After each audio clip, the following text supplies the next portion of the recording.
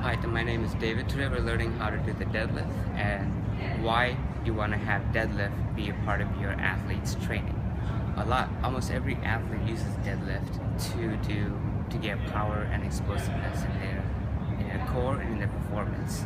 So, for instance, a lot of baseball players will benefit from deadlifts. Football players, basketball, soccer, almost every sport does use this form of movement to be a core and explosiveness. For example, football players will benefit great from this exercise because this gives them a lot of that core activation and the power that comes from your glutes and your hamstrings. This exercise mainly targets the lower body, such as your glutes and your hamstrings and also your core, and so it isolates your legs mostly. And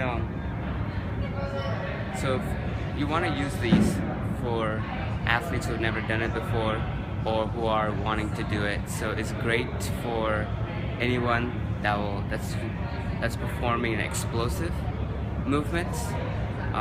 So you really want to try to get your athletes training doing deadlifts. Some of the things we want to address, like your fundamental movements you want to have, where you can at least be able to do a squat movement, like such as sitting on a chair. Those are your fundamental movements where you can get your hip mobilizing, having your hip flexors working right, and such things. And so some of the warm-ups you could do with your athletes are, you can do lunge stretches, where you just go into a lunge and you stretch your hamstrings. You could do wall sittings to activate your core and your glutes and your quadriceps. You could also do kettlebell swing, very lightweight, just getting your core activating again, and also getting your hips through, creating that power when your hips, swinging your hips through the motion. You could also do jumping jacks, getting your heart rate up, getting your whole body all warmed up. You can also do jump ropes as well. So these are all great warm-ups that help you with your deadlift or even with any other exercise, because you want to warm your whole body and all your muscles before you do any exercise, because it optimizes your movements and your exercise as well.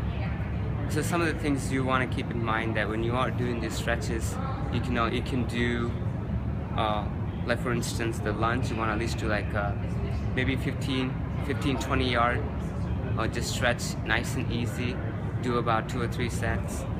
For jump ropes and also for your jumping jacks, you could do about maybe say about a minute and a half, depending how warmed up you want to be before you do your deadlifts. Wall sitting as well, you can do a minute or 2, because that really activates your core the longer you do it, and really gets your hamstrings and your quadriceps going. So you want to just keep in mind that in all these warm-ups that you do, you want to try and activate your core as much as you can, because a lot of the power for deadlifts does come from your core as well. So by having that strong core, it's going to help you to move through the exercise and through the motion with more power and explosiveness. And some of the things, so like I said, you want to activate your core as much as you can, because that's what this exercise really requires a lot of you to have a very strong core. And it also minimizes injuries by having a stronger core. Then you don't compromise using your back as much. Even though this does target your back a little, but when you don't have strong enough core, you start to lose your form, per se, you could say. So I'm going to go ahead and demonstrate on how to do this. So some of the things you want to remember are hand positions. So you can do both hands are just pronated, or you could do alternative, where you have one the other.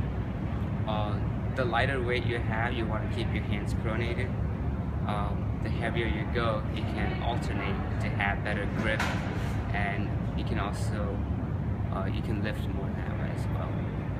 You want to have your feet shoulder width apart, maybe a little bit wider, and just have your feet shoulder width apart, like I said, and just take your arms to your side and just drop it.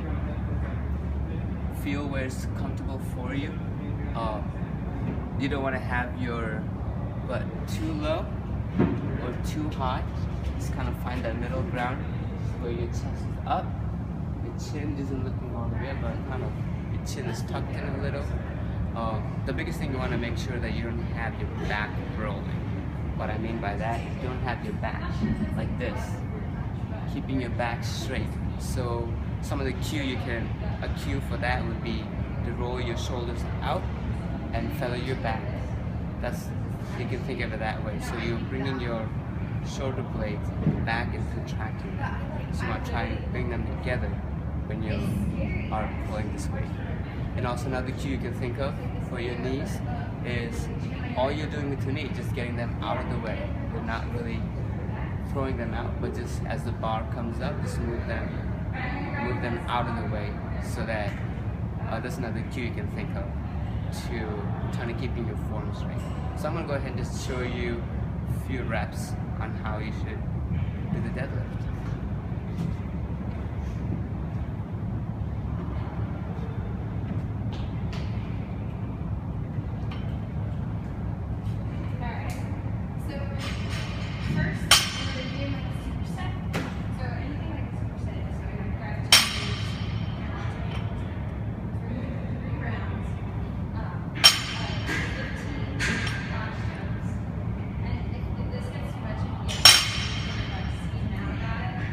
Sometimes some of the biggest things people have trouble when doing this with their back is they like to, when they come to the top, they like to throw their back.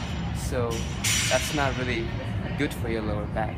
You want to think of just coming in one motion. You just want to bring your hips through, but not too forward. That's one of the things you want to remember, not to do that. And the last thing, I want to talk to you about some of the exercises that you could do that help with your deadlifts. I'm going to give you 5. So one of them is going to be a straight leg deadlift. What that's going to target mostly, a lot of times when you have trouble finishing, that's going to target your hamstrings more, activating your core as well. Straight leg deadlifts, Romanian deadlifts, kettlebell, single leg deadlifts are great because they isolate, they focus on one leg at a time, forcing you to just have a better form, and it's focusing on the core and your hamstrings as well. And another exercise can be kettlebell walking. You get decently heavy weight, you just kind of walk it like a suitcase. Walk at least about anywhere from 20 to 30 yards, few sets. You could do that. That just activates your core and teaches you to how to use those hip flexors better, and keeping your core tight and your back straight. And another great one is squats do help as well. And with this exercise, because part of it does use the same fundamental movements. And the last thing you could use is also